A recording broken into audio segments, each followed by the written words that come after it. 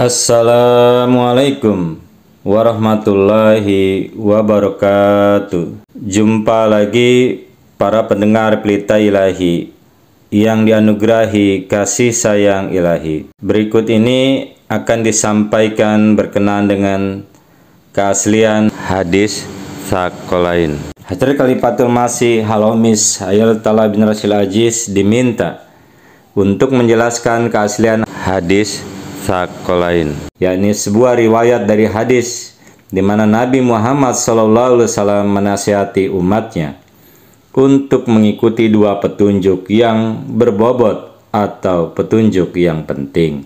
Hadrat Khalifatul Masih Waqid Ayyadahullahu Ta'ala bin Rasul Aziz dalam suratnya tertanggal 29 Juni 2018 telah memberikan jawaban sebagai berikut. Ada dua variasi dari hadis ini dalam kitab-kitab hadis. Dalam satu kata yang pertama dikatakan Kitaballahi wa sunnatan nabiyhi, kitab Allah dan sunnahnya sallallahu alaihi wasallam digunakan, sedangkan di sisi lain digunakan kata-kata berikut Kitaballahi wa itrati ahlal baiti, kitab Allah dan keturunanku dari kalangan rumah tanggaku. Narasi yang menggunakan kata-kata Kitaballahi wa sunnatan nabiyhi dapat dipercaya dan otentik. Al-Quran sebenarnya adalah firman Tuhan yang Maha Esa, sedangkan sunnah Nabi Muhammad SAW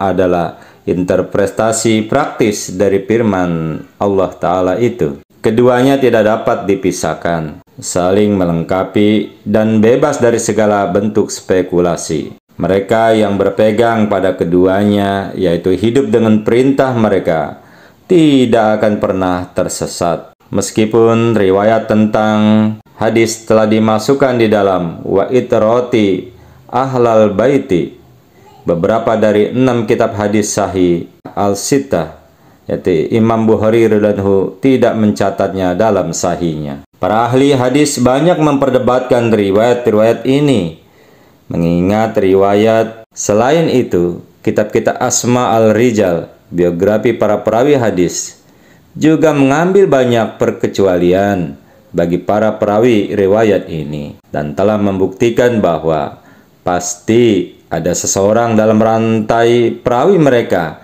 yang bersimpati terhadap sudut pandang Syiah. Pernyataan salah satu perawi, yaitu Hadrat Zaid radhiyallahu ibnu Arqam, patut dipertimbangkan, di mana beliau menyatakan, "Saya sudah tua dan saya telah banyak melupakan apa yang saya dengar dari Nabi Muhammad sallallahu alaihi wasallam." Sedangkan perawi lainnya adalah Hadrat Jabir bin Abdullah radhiyallahu anhu.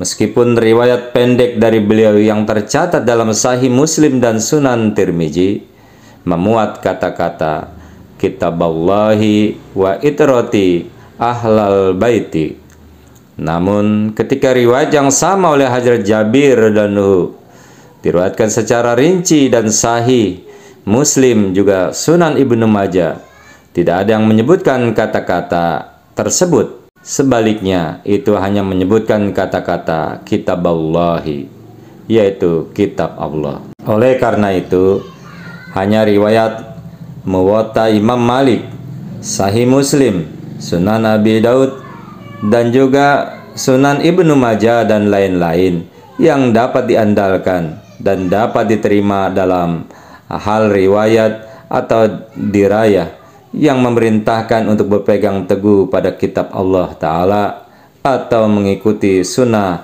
dari Nabi Muhammad Mustafa Sallallahu Alaihi Wasallam. Maka semua riwayat lain yang di dalamnya terdapat kata-kata ahlal baiti atau wa itrati ahlal baiti disertakan dengan kata-kata kitab Allah, sebagaimana dinyatakan oleh para ulama hadis dan ahli biografi para perawi hadis, tidak layak untuk diterima.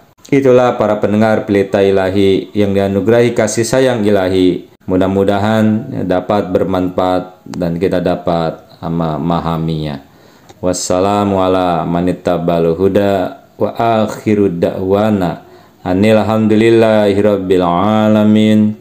Assalamualaikum warahmatullahi wabarakatuh.